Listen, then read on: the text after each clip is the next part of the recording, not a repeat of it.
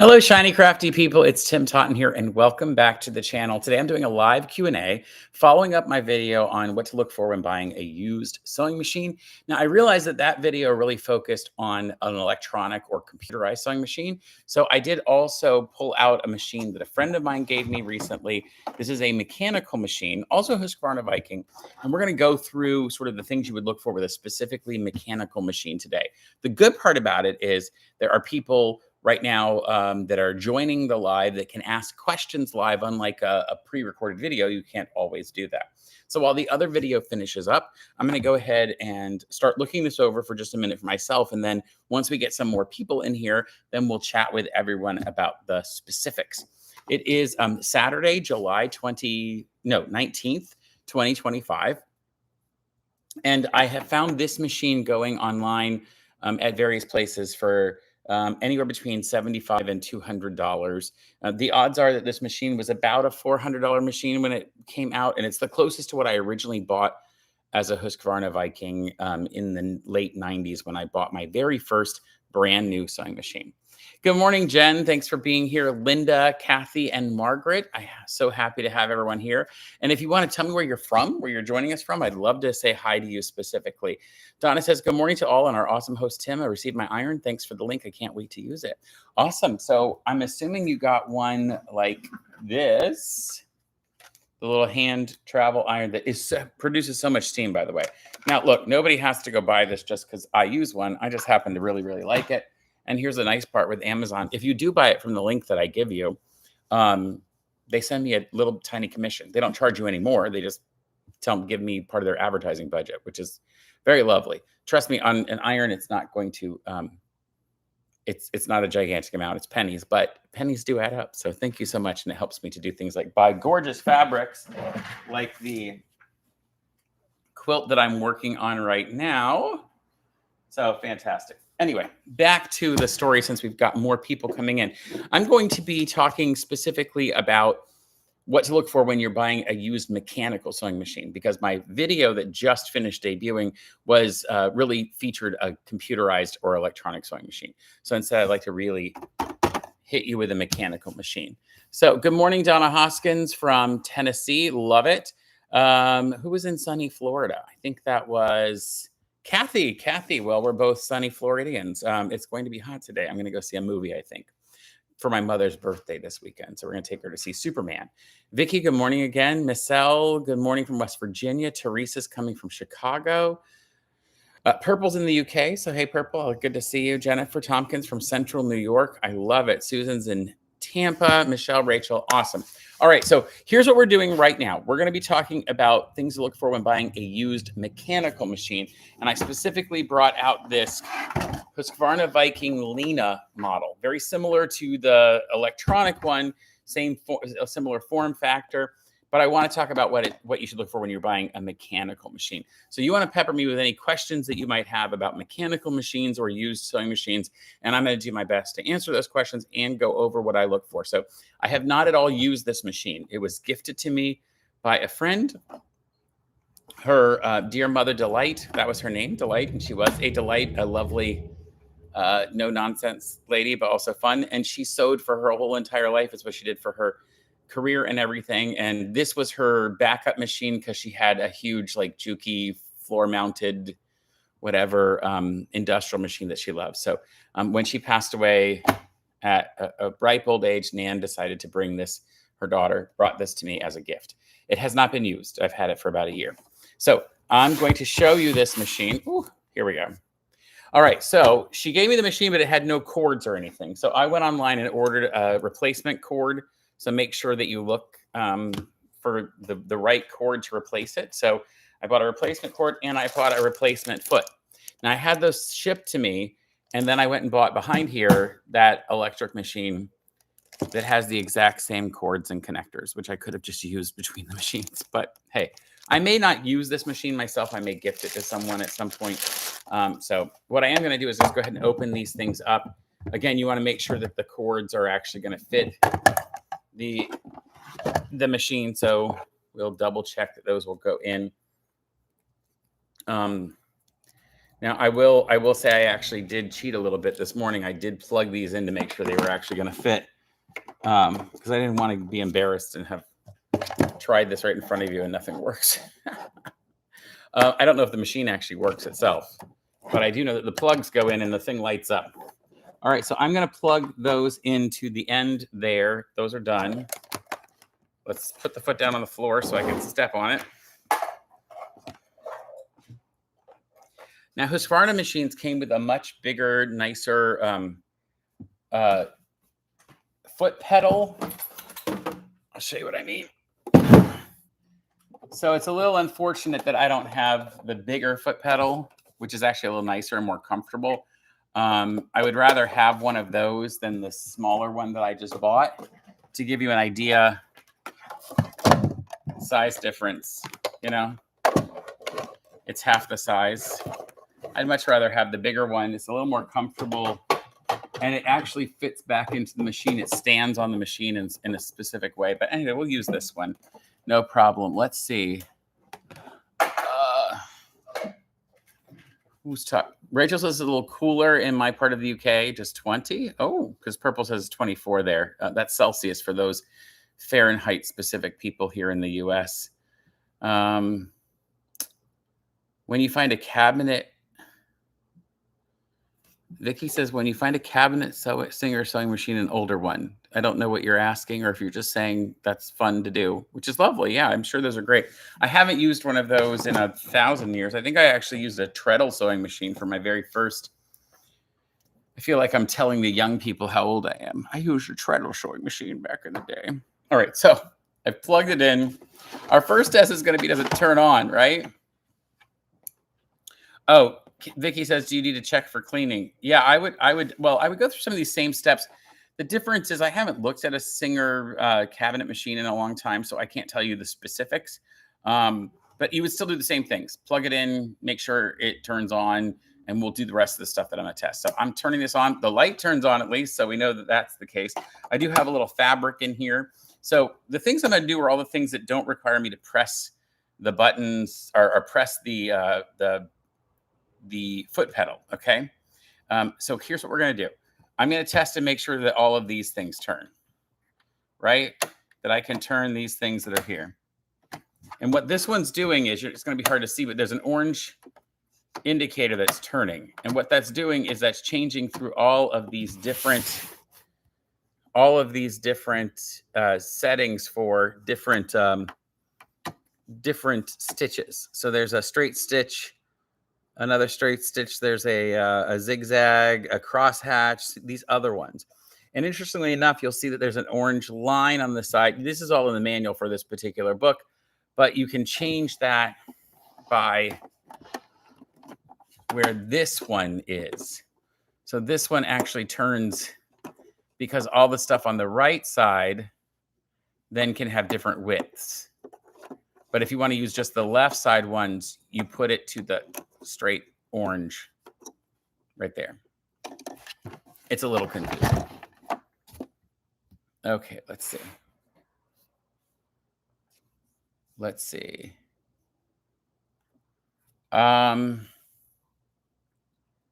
So yeah, it's fun. We get some weird people into the chat. Thank you for joining us, but something is a little bit wrong with you. So the odds are I'm going to take you and, oh, look at that. I can click on the side and say, remove that person. Yeah, that's easy.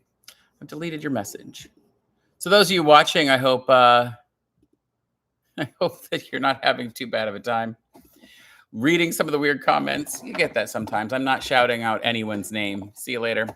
Okay, so hi, Share Bear. I will shout you out because I know who you are. I'm not going to shout at the other odd people that are trying to bounce in. So there's behind, there's two, this turn and one behind it. And the one behind it changes the stitch width or length. Sorry. So I'm going to change that to maybe like a 3. I'm going to put it on just a straight stitch. Oh, I did it the wrong way. Just a straight stitch. That's going to be super easy. That's the first thing I'm going to try out. You will want to try all of these different stitches on here. Now, on this machine, you'll notice there's not a pin sticking up with thread on it. Husqvarna Vikings put them underneath a a cover. I thought in 2000 or 1999 when I bought something just like this, I thought it was the coolest thing. That was all enclosed and it was so wonderful. And anyway, it was nice. It's just not required, but this machine does this way.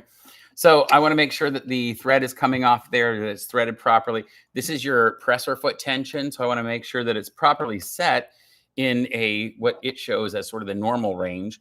And if this isn't working correctly, like if it's way cranked up and that's the only way it'll sew properly, then it most likely means there's something going on in here, something wrong with that. You want to be able to put it somewhat in the middle in that range that it asks for, because you want to have the variability of being able to drop it way off or put it way down, that kind of thing. Vicky says, my other question is, are older machines capable of sewing heavier fabrics such as feed bags, like 50-pound dog food bags? I will tell you that my own experience has been that the not necessarily older machines, but machines that are made with real heavy duty, all the interior work is metal, the frame is metal, all the gears are metal, those type of machines tend to be better at going through heavier amounts of fabric. So I would suggest looking for a much older machine. And frankly, only because you know that they didn't go to plastic right away. Like that kind of popped off later. And a lot of the new stuff you find it's gone to plastic. So I would say an older machine is going to be more better in that way. Also, and if an older machine has been serviced properly and taken care of and run okay, it's still going to run for after 50, 60 years. So no problem. It's going to work out great. Let's see. Rachel says, I like that it's hidden. Mine is so old it's on top, and if you use a big reel, it falls off often. Yeah, I used to use big spools of thread, and I actually had the thing that went on the side, and the thread came up and went in through your stuff. That's harder actually to do on this machine. You have to thread it through a hole here in the top if you were going to do that. So I'd rather not, because it doesn't go through all the proper things. It's actually harder to do on a machine like this. So if you were often going to use bobbins or thread spools that don't fit in here, for this type of machine, you're actually better off maybe using a different machine, frankly, because it's not going to fit in here. So back to the parts that we're talking about on here. Now, the other things I'm going to do is make sure that this is where the bobbin winds, and I want to make sure that the bobbin actually goes down and winds properly. And you could actually wind a bobbin on here. In fact, I'll see if there are any empty bobbins in the toolkit on the back of this. There's not an empty one. Let me look at my other machine, because that just happens to also be a Husqvarna Viking, and see if there are any empty bobbins. There's one empty bobbin. Now, here's the thing about this. It's one of the few drawbacks of some machines. Make sure that they use either standard bobbins or you have extra of the bobbins that they require. This bobbin is different than sort of the standard bobbin you can buy. So you have to buy Husqvarna Viking ones specifically. But here's the nice part. I don't have to unthread this to wind a Husqvarna bobbin. I just put this on the side over here. Well, I'm going to take it off. I have to remember, because I haven't wound a Husqvarna bobbin in quite a while. I also am old enough that my vision. Oh, yeah, you don't do that. You put that on over here. You lift your presser foot. Now, on the back of this machine,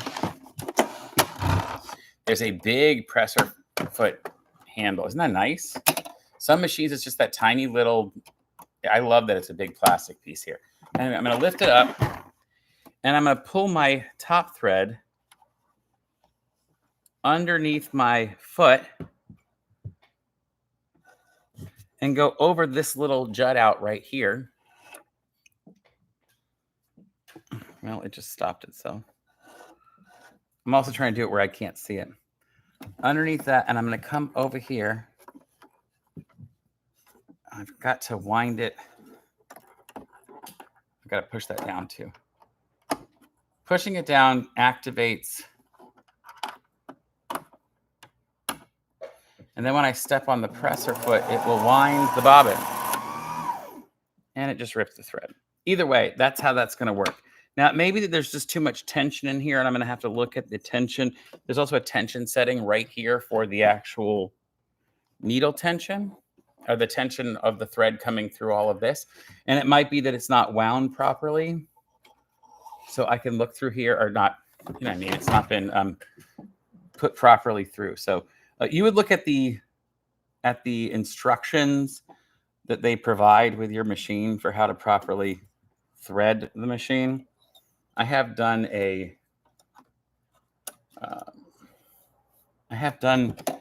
one of these machines so often. There we go. From the muscle memory is really easily coming back from years ago. So I bring that down. And again, you always want to check your own instructions. Now, I was telling someone earlier, most likely, this does not have an automatic threader, which is, I've gotten very spoiled with my other machines. You want to check your, oh, wow, I actually got it. Like, I don't have my reader glasses on. Since going to contacts, which I really enjoy, by the way, I'm enjoying them, but they aren't as good as my regular glasses. So that went up, and I could bring it back around and do, but we know it works, so I'm not worried about that. I know that the bobbin threader works. Okay, we haven't even sewn on the machine yet, so that's a bit of a problem. And you'll notice that I haven't even threaded the bobbin down here. So I want to do that first and check the bobbin in the case down below. That pops off. I can set that aside. And then I can take my bobbin out. Now, this particular machine has a feature. Well, I'm going to tell her no, I'm busy. This particular machine has a similar version to what was on that other machine that I showed you in the video, just a little bit smaller. And I would, again, go ahead and pop out that metal piece. Let me look in the tools and find the screwdriver that came with it. Lift the presser foot and get that metal piece out. Take that out as well. And now I can prise up the plastic cover piece that comes off. And I can bring out the bobbin case on this one. This one's having a bit of fun to get out. You might need your screwdriver, but it comes out easily. And you'll notice that there's some dust on that. So I'm going to clean that up a little bit. And there's some dust inside here. So that's all something that I want to clean up to kind of get that out of there. Now, here's a huge thing that you have to think about. Do not, look at all the dust that came off of that. That's all dust that came off out of that. Ugh. Here. Do not use, seriously, do not say, oh, I have some spray air that I'm just going to shoot in there. Because what's going to happen is it's going to shoot all that dust into the machine. It's actually going to push all the dust into the machine. And now you've just clogged up your machine, meaning it's going to need service sooner. So any service person will tell you, like, don't do that unless you want to come see us more often. So now I'm not a service person, but I do pay my great service guy. We pay him every single month to come to our workshop for our company and service all of our Janome sewing machines and our Juki sergers and one of our large Juki industrial machines. So he comes and does all of that. Now I'm putting all the pieces and parts back in here that you just saw me take out a minute ago. Now, not every machine is built like this. This just happens to be the way this Husqvarna is built. Snap that back into place. Now I can drop my bobbin in. And it's a nice part on Husqvarna is you drop in with the logo on the bobbin right straight down in. And then there's a very specific way that this goes in. Not hard to figure out. Just cut itself off. I got to remember to read the comments. I haven't done that yet. Do you wind the bobbin with the presser foot up? Yes, I do. Because on this, now that's with this machine. This machine, you don't take the thread out ahead of time. But it depends on the machine. I would read the instructions on whichever machine that you're using specifically. The needle orientation here is front to back. Some machines, like my Janome machines, is left to right. And the scoop on the needle that we use goes toward the scoop of the machine. That's on a Janome 1600P. that we use. But let's see. How often should a person get their machine serviced? A casual sewer, Mary Beth wants to know. That's a really great question. It's funny, when I first started sewing, my grandmothers taught me how to sew, amazing women who taught me how to sew. And I never even knew they had their machine serviced. Now they did, I know they did. I just never paid attention to the fact that they did. So I actually didn't change a needle or have my machine serviced for like 3 years, which after 3 years, it became very hard to sew. And I didn't realize, because I only ever changed needles with them when I broke needles. And I broke needles often enough when they were teaching me to sew that like we never had time for a needle to get old because I would break them too often. I mean, I was a pretty rough and tumble child learning how to sew. So, there's these different rules about how often you should change a needle. Like needles can be expensive. I'm not one of these people who you should change a needle at the beginning of every project, because some projects are small and some projects are huge, and whoever knows, I don't know how to describe it. So I would suggest getting your machine serviced is a personal thing, because service, even when I was first getting this done, 25, 30 years ago, was still 50, 80, 70, 80, $90. Today, it can be much more expensive. So I think you should do some of your own service, which means like oiling it in specific places, following the manual for that, doing a clean out.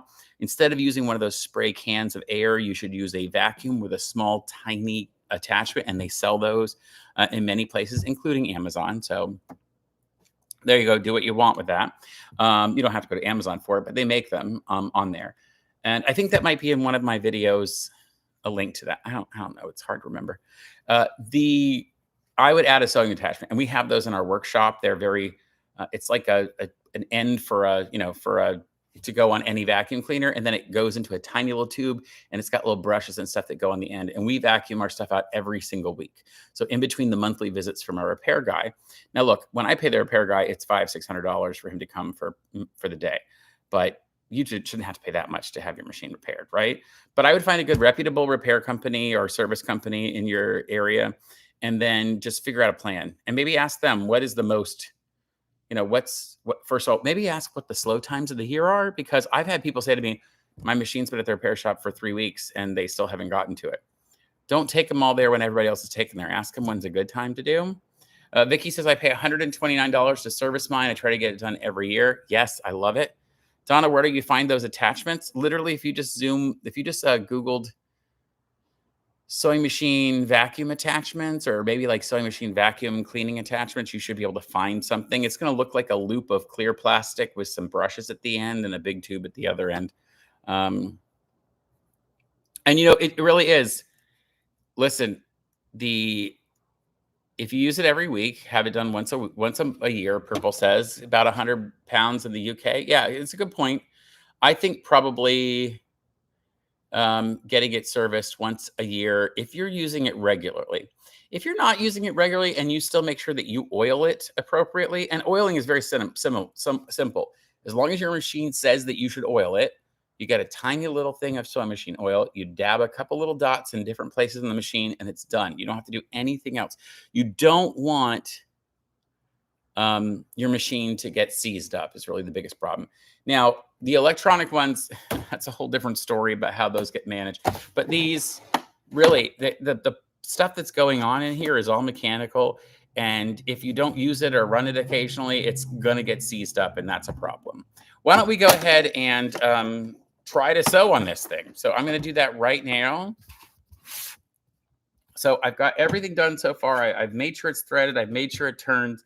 I didn't actually make sure that it turns up and down, but we'll do that in a minute when we go to sew on. I have a little scrap of fabric here.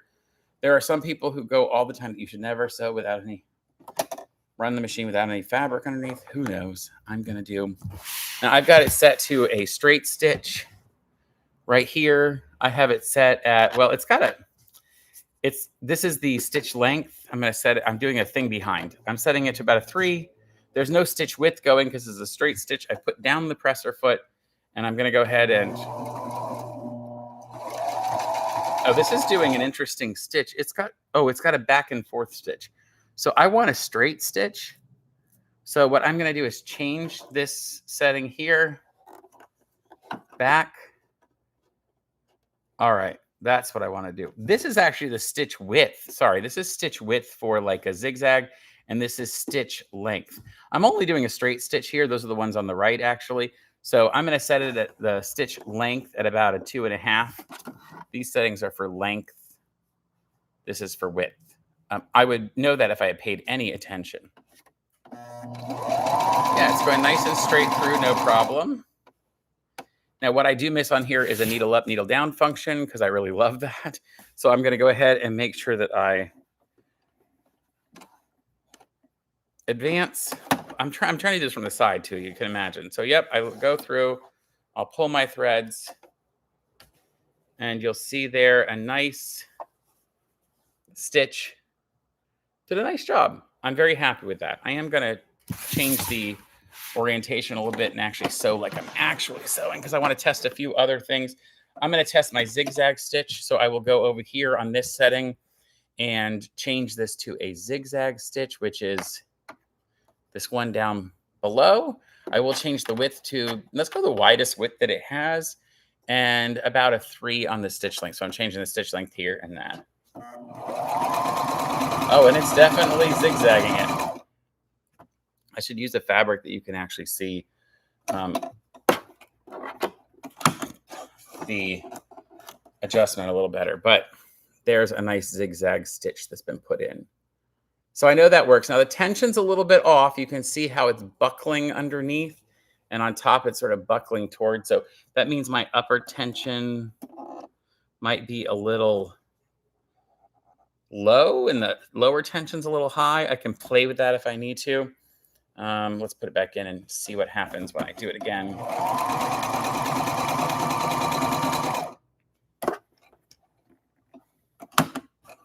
Again, I've been spoiled by my other machines. It's still got that bit in there, so I might want to play with the tensions a little bit. Let's see. How many sewing machines do you actually have, Rachel asks. Okay, so personally or professionally? That's kind of an odd question. So I had this machine gifted to me. I had this machine that the electronic one back here that I just bought last weekend and did my video on. Those are 2 of my personal sewing machines. I've also just bought 3 and paid for them, 3 starter sewing machines because I'm doing a video where I compare good starting sewing machines. So I had some interesting parameters, less than $200. They had to be all mechanical machines. They had to be big name companies. So I'm going to compare a Brother, a Janome, and a Singer to each other.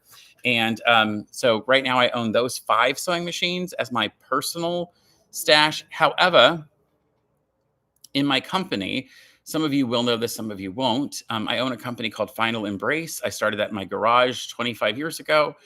We make blankets and quilts and other products that funeral homes use. Often the products are used when they're picking up people who've passed away.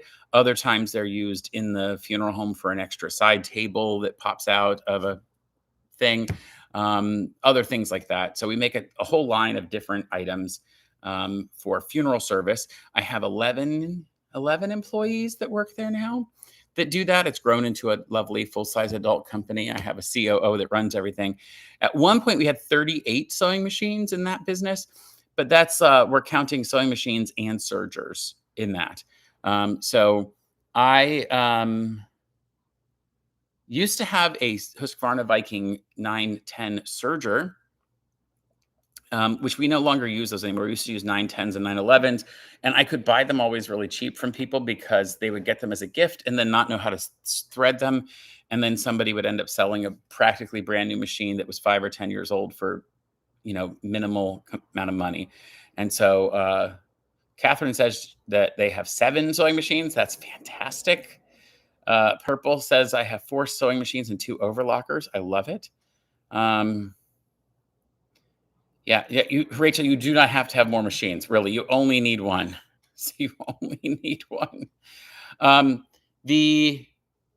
Right now I use one of our business sewing machines is what I typically sew on in my videos, which is a Janome. I say Janome. I think some people say Janome, and I don't know what the right answer is, but I'm going to treat it like until someone from the company corrects me. I'm just going to call it Janome. I use a Janome QC, which is really a 1600P. I'm looking at it. It's right over here. for my everyday sort of sewing. And I do a lot of quilting on that. It's just a straight line machine. It won't do all this other stuff. Oh, and then I have a little cheap machine that was sent to me on this channel to test out, which you may have seen the video for that. It's like a gray plastic machine. It's like not even, it's 3/4 size of this thing, that I tested on the channel. And I tested it because one, they sent it to me for free, so I didn't have to pay for it. Two, I tried it out and made the video and didn't publish it until I was certain that I could give it a positive review. Here's the deal. Sometimes people will send me products to look at and to test because, there's 80 something thousand subscribers on this channel now. And I'm just as amazed as anyone else. But it's really awesome that companies go, hey, maybe you'd like to share this with your followers. I have had twice as many products sent to me as what I've actually reviewed on this channel. So if you see a review on this channel of a product, know that that's a product that I actually thought had some value, because I've been sent things that I would never, I'm just not, after touching it or looking at it, I don't want to review it on the channel, which is just the reality of it. I'm not going to review something unless I think it's actually has some decent use. I reviewed the small sewing machine because I thought that there were people for whom that actually would be a useful item. Mostly people who are in a very small space, or maybe they're traveling in an RV and they're not going to do a lot of sewing, but they might need to hem some pants or repair something, or maybe they just want to make a curtain. They're not looking to do more extensive things. And that machine would work for it. It's not perfect. I'm not a gigantic fan of it. I would not use it for regular sewing. In fact, I haven't used it again since, except to add a zigzag stitch to something before I got one of these, before I got the electronic machine back there. And now before I've got this one going. Sharebear says, I love your company's name. Thank you so much. My company actually started making memory bears out of people's clothing. I worked in a funeral home, and a friend of mine's, my previous partner's mother had died, and I took her clothes and made bears for their entire family out of fabric. So not fur bears wearing clothes, but bears made out of clothes. And I made a bunch of them, and I turned that into a company called Treasured Memory Bears. And then when I was going to start making these beautiful covers for funeral homes, I decided I needed a name that kind of did everything. And so the covers that we make shelter a person at the very last moment after they've died, the very first time the family's going to have to say goodbye to them. So I thought, well, a hug or an embrace makes sense. And it's sort of like the last one, right? Like it's the final embrace. So that's why I gave it that name. It's been very good to me, and a very good company in the funeral industry, making those moments when somebody has passed away and the funeral home's coming to pick them up a little more pleasant for a family, less difficult, because we replace ugly black body bags and zippered pouches and ugly covers with beautiful quilts and tapestry fabrics, and give a little more dignity and comfort to those moments for families. So let's see. Vicky, I have a collection of featherweights and treadle machines. I've been downsizing them. I'll keep a treadle because I can still sew if the electric goes off. Vicky, that is dedication, because I'm sorry, when the electric goes off here in Florida at almost any time of the year, I am in the car driving to the nearest hotel or to the nearest family member that has electricity.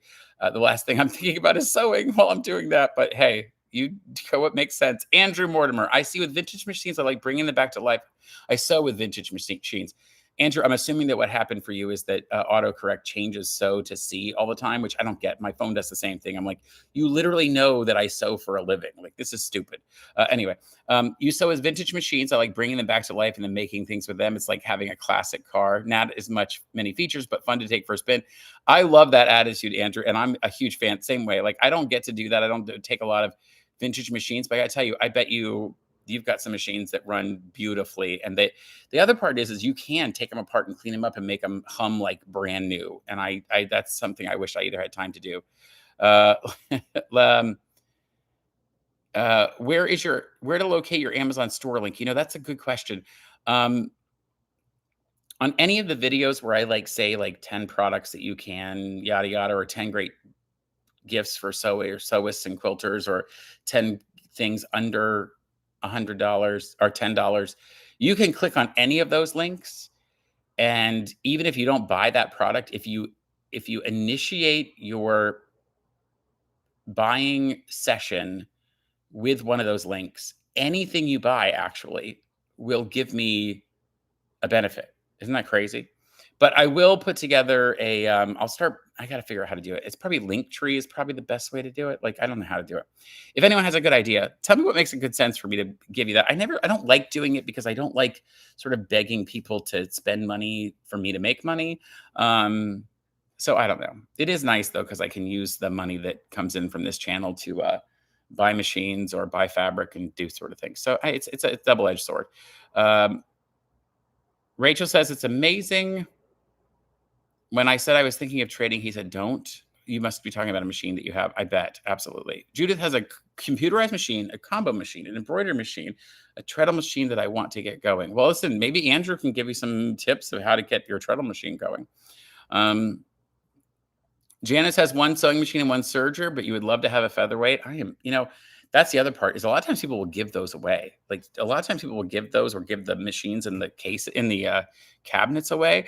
Be on the lookout for that. Tell your friends you're looking for that because you never know who's got one of those in grandma's attic and they're thinking about getting rid of it and probably might just throw it away because they don't know who to give it to. Sue, are computerized machines more prone to troubles compared to mechanical?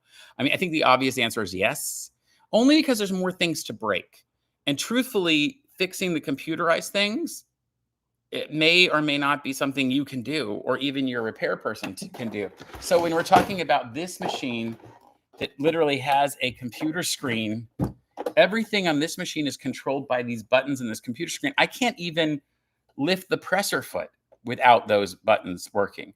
So if any of that stopped working, I can't continue to run the machine. This one, I could even like just turn it by hand and sew that way if I had to, if I couldn't get the power to work. So yeah, you're pretty stuck if your computerized machine has a problem. Now, I will point out that a lot of people, just like Purple just said, your Viking machine is computerized and you haven't had a problem with it. That blue Viking over there that is from 1998 or 1999. And I just recently bought it. Now, I did notice one particular issue. The computer software got a little stuck if I was going through stitches too quickly and too often. Like it kind of got stuck and wouldn't go back to I just turned it off and back on and it restarted. Oh, Donna says Amazon lets individuals have their own. So I could create my own store and just put a link into the description. And I probably should do that. So I'll find some time and do that for people who want to use that. And I love it. Thank you so much for that suggestion. And if you're willing to do any shopping out of it, I really appreciate it. You don't have to. You never even have to use Amazon for the stuff that I suggest. It just happens to be the place that I get most of my links from because I do use Amazon a lot. I've been using Amazon since they started Prime, however many years ago that is. And it works for me.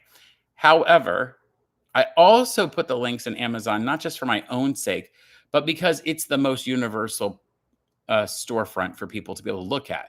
Now, here's the deal. You can look at something on Amazon and then go find it somewhere else. So it's not like you have to. It's just easier for me to say, here's a link that you can actually use it. Because I hate for even someone to say to me, well, wait a second, I'm in Kansas and, I can't easily get that or it's going to take 2 weeks to get it. Amazon tends to go all over. Let's see. Kathy paid $165 US for your last service. Yeah, that sounds like what it's probably going to go to now. So actually, I get a deal by having my guy come in and he services 6 to 10 machines when he's there at a time, and I pay $500 to $600 for that. Margaret says I have several computerized machines and use my mechanical straight stitch for most of my sewing. I wouldn't trade it. Yeah, I got to tell you, that's a good point because I have this computerized machine I just bought, and I'm not quite sure what I'm going to use it for. I think the only time I'm really going to use it is if I need to do a zigzag stitch or something else, maybe a blanket stitch. And there's some projects I want to be working on that would use a blanket stitch, and I know that machine will have it. But even when I press the cutter function, it takes forever to cut the thread. And my Janome is like, ka-chunk, and it's done. And this machine is, and that's 3 times as long. I want a ka-chunk. Donna, do I need only distilled water for the iron I just received? And your iron is named Tim. That's hilarious. Thank you so much. I have been wanted to have an iron named after me for years. No, I appreciate you doing that. I'm going to tell you what. The manufacturer might tell you, put distilled water in this iron. Do you have distilled water? If you have easy access to distilled water and you use it regularly, sure. Do I want to keep a gallon of distilled water around so that I can, over a 2-year period, fill it into my iron for steam? I don't. I use water right out of the tap. I've used it for the last 5 years that I've had this iron, or 4 years. Turns out it still works. So you do you. But if you have distilled water already, maybe there's a CPAP in your house, go for it. CPAP's one of those positive pressure for people who have, this is just for Rachel, by the way. And then, yeah, those are this. Margaret Darren, computerized machines, they age, and if a motherboard goes bad, it's big money. Yes. Absolutely. Oh, if you sew, your computer hours add up and features will stop working if service is overdue. I haven't had that as a thought. And I don't know if Husqvarna Viking did that with their machines. Maybe, I don't know if the machines from the late 90s, early 2000s thought far enough ahead to disable functions if you didn't keep the subscription or whatever going. I have no idea. All right, Mary Beth, thank you for coming. I am going to run too myself, so thank you for coming. Please go by your repair shop picking up some needles. Maybe ask them for a tiny vacuum or vacuum attachment. So absolutely. Okay, we're going to wrap this up with any last questions. It's 10:56 here in the great US of A, in Florida, in the sunny, hot as all get out state of Florida. I really, I'm getting to the age, because I turned 50 this year, next month. I'm getting to the end. I know that some of you are out there going, that's nothing. I wish I was 50 again. That's great. I'm so happy that you, I look forward to being whatever age that you are, or I am glad that I was whatever age you are now. So if you are younger than me, congratulations. You have great stuff to look forward to. If you're older than me, please keep the wisdom coming. I love the idea that we keep progressing. I was just having a conversation with somebody yesterday that meaningfulness in life, he's preparing a TEDx talk, and part of the conversation is about meaningfulness, and that meaningfulness in life can only be built as time goes on. You have to continue going forward. So this regret about age seems kind of pointless. I don't ever get bothered by that. And I don't get bothered what I look like, because, I start to get wrinkles and lines and other things. And, it happens. I'm not vain enough to worry about that. Share Bear, you're getting ready to land in NYC. You are on the plane watching me. I love it. Probably seat 12F really, really wanted another Coke, but you're up here watching me. So, love those people. All right. Y'all enjoy yourselves. I'm going to, what am I going to do? I'm going to take my mother to see the new Superman movie for her birthday. And then I will be back next Saturday with another video. Now, that's going to be some kind of a tutorial. I'm not quite sure what it's going to be yet, because I haven't finished it. But I am working on a few things, like I showed in one of my posts. Do you follow my posts on YouTube? I can post like blog posts. And I've been doing more of that lately. I am putting out this. I'm working on this beautiful quilt that has these batiks in the middle and black and whites. I'm not sure what I'm doing with that yet. I originally thought I was going to make it for myself. And then I had a friend tell me, oh, I love all the quilts in your house, and I would love to have a quilt sometime. And he seems actually like really nice about quilts. In fact, I think he won one at a charity event. And then his boss said to him, I was trying to buy that and you beat me, but I won this great weekend getaway at a place. Can I trade you? And she was nice enough about it. He thought, I'll get a quilt another time. So he traded her, but he doesn't have its own quilt because of that. So I'm going to make him a quilt. All right. Purple, thank you so much. You have a great day as well. Everybody who shared their age, thank you so much. You make me feel great. I love Vicky saying you love getting older. Yes, yes. Linda, you're 77 and still sewing. Keep going. I love it. My grandmother, who is 92, just brought 5 of her sewing machines to my sewing repair guy and had them all fixed. And then she had the audacity to try to pay me back for his service call. And I was like, no, grandmother, you paid it to me 30 plus years ago when you taught me how to sew. You realize I'm going to retire off of the training you gave me as a kid? I can fix your machines. But she has 5 sewing machines that she just had repaired. And I'm like, Grandma, when are you using all 5 of these machines? She's like, oh, I use all of them. Turns out she does. I actually asked her what she does with them all, and she told me all the different things she does with these machines. So that is fantastic. So, hey, you got to get to 92 to Patricia Skipper, my grandmother, who I'm trying to be like. All right, folks, until next time, I want you to stay crafty. And if you have any good ideas for like maybe things that I should do as projects coming up, I'm going to put a poll on YouTube. So you can go, I'll probably put that up tomorrow. You can go, it'll be in the community post section. So as long as you have me as a subscription, you should see that post pop up every once in a while. Or you can even hit the little bell icon next to the subscription, and that'll actually, and it'll alert you every time I put out something new. And then you can vote in the poll. And I did mention in the video that I have a Patreon account now. Now, there are some tiered functions that you can pay to be a Patreon member. You do not have to do that. I will put most of the stuff on many of the things I will put on Patreon will be free. So you just have to be a free member of Patreon. You join, register, and you can see the free stuff. There will be stuff behind. If you don't join for free, you won't be able to see the stuff. But if you do, you'll be able to see the stuff that's free. And then there will be those levels where people do, if they do want to pay something and have more access to me, they can pay extra. But guess what? It's not required. A lot of creators do it, and they talk about how I've talked to a couple of other creators. And the only reason I decided to do this is because they said to me, there are people who want to have more access to you and chat with you more, and are really going to have, you're going to make great friendships with.